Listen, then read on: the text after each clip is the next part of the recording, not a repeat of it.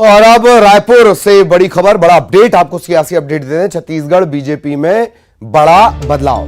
2023 विधानसभा चुनाव से पहले बीजेपी में बड़ा बदलाव। छत्तीसगढ़ के जो प्रभारी थी डी पुरंदेश्वरी, दग्गुबत्ती पुरंदेश्वरी, इनकी छुट्टी। अब ओम माथुर, राजस्थान के बड़े नेता ओम माथुर, पूर्व राज्यसभा सांसद, वो प्रदेश प्रभारी बनाए गए हैं। एक खास बात और कि नितिन नवीन सह प्रभारी बने रहेंगे।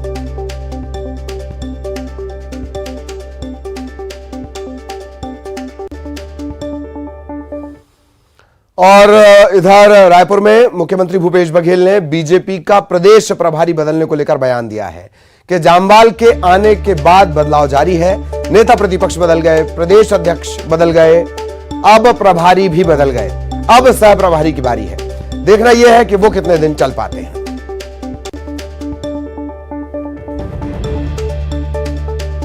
जबकि उनका अधिवेशन भी चल रहा है, 3 दिन तक राष्ट्रीय अध्यक्ष रहेंगे।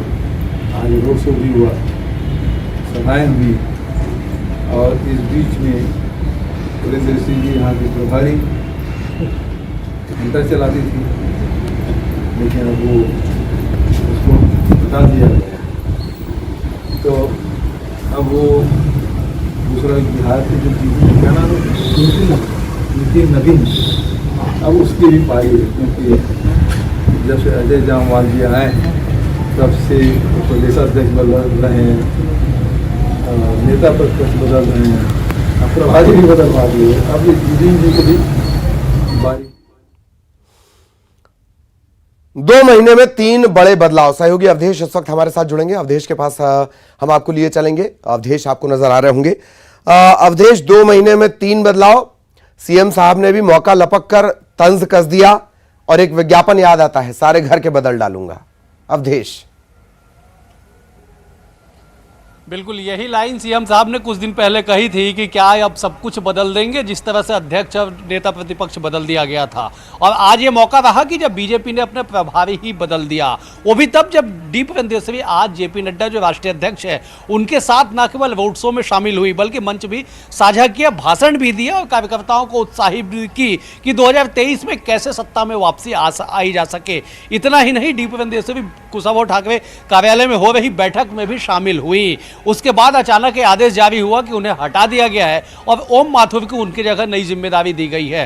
दरअसल देखिए, छत्तीसगढ़ बीजेपी जब 2018 में जब विपक्ष में आई तब से वो आक्रामक विपक्ष होना चाहती थी। प्रभारी बदल दिया गया। उस समय ये कोशिश की गई कि कुछ आक्रामकता आए, क्योंकि डी पुरंदेश्वरी जब आई तो कांग्रेस के लोगों ने उन्हें हंटर वाली कहा था। उनका हंटर जरूर चला, लेकिन चुनावी परिणाम में वो बदल नहीं पाया। जितने भी चुनाव हुए बीजेपी को शिकस्त ही झेलनी पड़ी, वो अपेक्षित परिणाम उन्हें देखने को नहीं मिला। इसके बाद बीजेपी ने तय किया कि 2023 मिशन में जाने से पहले कैसे बदलाव किया जाए। डी पुरंदेश्वरी के साथ 2-3 और दिक्कतें ये थी कि एक तो हिंदी भाषी थी नहीं, उनके बयान के कई मायने मकसद निकाले जाते थे।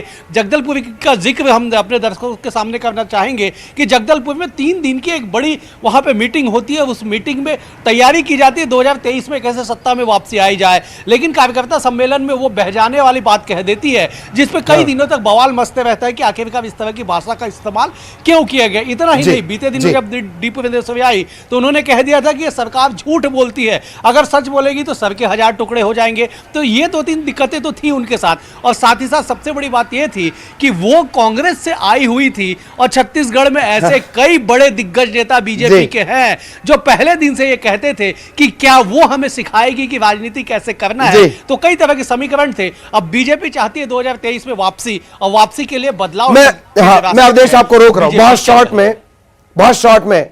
कल लगातार सुर्खियों में रहा कि पुरंदेश्वरी कुछ बोल रही हैं, डॉक्टर रमन सिंह हंस रहे हैं। आज बैठक में थी, उसी वक्त आदेश आ गया। हालांकि 14 राज्यों में यह हेरफेर हुई है। बैठक में थी, उसी वक्त आदेश आ गया। इसके मानी क्या है? देखिए, मायने तय है कि बीजेपी बदलाव चाहती है और बीजेपी चाहती है कि सत्ता में कैसे वापस आया जाए। हमने देखा कि जब अजय जामवाल यहाँ पे प्रभारी बन के आए, उसके बाद से जो छत्तीसगढ़ बीजेपी ने गति पकड़ी है, एक रफ्तार पकड़ी है, उसका असर धरातल पे दिखाई पड़ रहा है। चाहे तेजस्वी सूर्या के बड़े आंदोलन में हजारों की संख्या में युवा मोर्चा के कार्यकर्ताओं के जुटने का जिक्र कर लिया जाए, या फिर आज साइंस कॉलेज ग्राउंड में एक बड़े सभा की बात कर ली जाए, छत्तीसगढ़ बीजेपी बदलाव के साथ साथ आक्रामक हो रही है। और ऐसे ऐसे में आक्रामकता के आड़े कहीं गैर राजनीतिक दलों से आके शासन करना जो एक बड़ी एक समस्या थी वो आड़े ना आए, इसलिए जो है छत्तीसगढ़ बीजेपी में जो इस तरह की बातें उठने लगी थी। छत्तीसगढ़ बीजेपी में ऐसे भी विधायक जो 7 बार से लगातार जीते हुए, ऐसे भी नेता है जो कभी चुनाव हारे ही नहीं है, और डी पुरंदेश्वरी कांग्रेस से आके बीजेपी की प्रभारी बन गई। तो ऐसे में गाहे बजाए वो कैमरे के पीछे जरूर वे कहते थे कि ये हमें सिखा रही है कि कैसे सत्ता में वापसी आया जाए, जबकि हमने आज तक चुनाव हारा नहीं है। तो कुल मिला के कि छत्तीसगढ़ बीजेपी जिस ट्रैक पे बढ़ रही है बदलाव के साथ, इनका मायने यही है कि 2023 में कैसे सत्ता की प्राप्ति हो सके, और उसी रास्ते पे फिलहाल चलते हुए नजर आ रही है। जी, शुक्रिया के साथ अवधेश की उस बात को हम जरूर कोट करेंगे जो अवधेश ने कुछ देर पहले चर्चा के दौरान कही कि इस पूरे घटनाक्रम के दौरान, इस रोड शो के दौरान तेली बांधा के पुल पर धूप में अजय जामवाल और शिव प्रकाश इस पूरे घटनाक्रम को देख रहे होते हैं। इसे ध्यान रखिएगा। छत्तीसगढ़ में 2023 के विधानसभा चुनाव के पहले जोर आजमाइश शुरू हो गई है। चुनाव से पहले बीजेपी ने राजधानी रायपुर में शक्ति प्रदर्शन किया। साइंस कॉलेज ग्राउंड में बीजेपी के राष्ट्रीय अध्यक्ष जेपी नड्डा ने हुंकार भरी। प्रदेश के 51,000 बीजेपी कार्यकर्ताओं को संबोधित किया। केंद्र की मोदी सरकार की तारीफ की और राज्य की कांग्रेस सरकार पर निशाना साधा। कहा कि प्रदेश में विकास कार्य ठप है, भ्रष्टाचार का बोलबाला है, कांग्रेस से जनता त्रस्त है।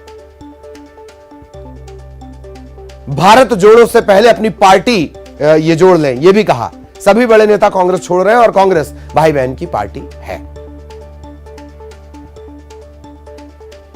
कि चाहे वो कुशाभाऊ ठाकरे जर्नलिज्म की यूनिवर्सिटी हो, चाहे वो टेक्निकल यूनिवर्सिटी दुर्ग में हो, फिर चाहे वो पंडित सुंदरलाल शर्मा ओपन यूनिवर्सिटी हो, और फिर चाहे रायपुर में all India institute of medical sciences AIIMS Raipur हो, ये सब कुछ दिया है तो वो भारतीय जनता पार्टी ने दिया है और अटल बिहारी वाजपेयी जी ने दिया। कि आदरणीय प्रधानमंत्री मोदी जी ने भारत की राजनीति की संस्कृति बदल डाली है। राजनीति की संस्कृति बदल गई। एक समय था जब भूपेश बघेल जैसे लोग भाई भाई से लड़ाते रहे हैं, जब भूपेश बघेल जैसे लोग इलाके को इलाके से लड़ाते रहे, जब जाति के नाम पर वोट मांग करके समाज को खंडित करते रहे, जब भ्रष्टाचार के सहारे लोगों को गुमराह करते रहे हैं, ये मोदी जी की संस्कृति है कि अब किसी को भी जनता के सामने जाना पड़ेगा तो अपना रिपोर्ट कार्ड लेके जाना पड़ेगा और बताना पड़ेगा जनता को कि उसने जनता के लिए क्या किया। मैं चाहूंगा आप बूथ पर जाइए, लोगों को एजुकेट कीजिए, लोगों को जानकारियां दीजिए, लोगों को इस बात से बताइए कि एक तरफ यह कांग्रेस की भ्रष्ट सरकार है जो लूटने में लगी हुई है, और एक तरफ हमारी सरकार थी जो दिन रात आपकी सेवा में लगी थी और आपकी तस्वीर और तकदीर बदलने के लिए लगी। कांग्रेस पार्टी से पूछो कि तुमने क्या किया, पूछिए उनसे कि उन्होंने क्या किया। मैं कह सकता हूं उन्होंने बहुत कुछ किया, ऐसा नहीं कि नहीं किया, किया है। क्या किया है? ऑनलाइन शराब डिलीवरी, ऑनलाइन, दुकान तक भी जाने की जरूरत नहीं है, काम किया है, बहुत बहुत मेहनत की है।